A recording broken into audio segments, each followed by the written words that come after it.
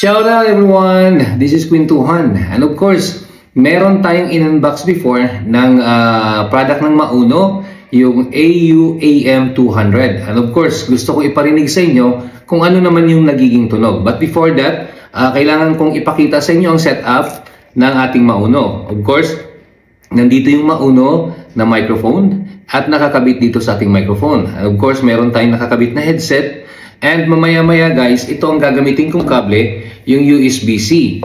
Yung USB-C naman, ikakabit natin dito sa ating USB port, sa ating Mauno. And then, itong end na to, ikabit ko doon sa aking mobile phone, which is, ang available lang is USB-C. And then, gagamit tayo ng isa pang device para doon yung ating music source.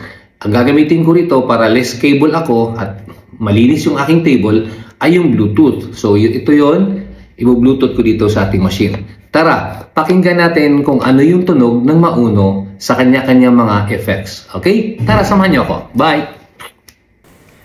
Here we go. Ayan, subukan natin pakinggan ang music ng Mauno.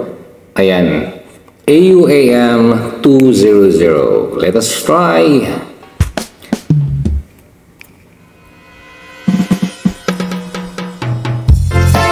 Ayan yung kanyang effects ng professional mode. Pang karaoke with full echo. And I'm so young and you're so old. This my darling, I've been told. I don't care is what the... Lower lang tayo ng echo na konti. HS1. And gamit tayo ng effects, ha? Oh, you're mine, and I hope you'll never part. Oh, my darling, oh, my lover, Diana. Ayan po siya, guys.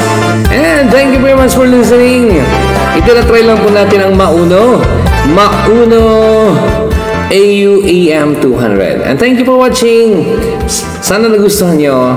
Bye, guys. Love you.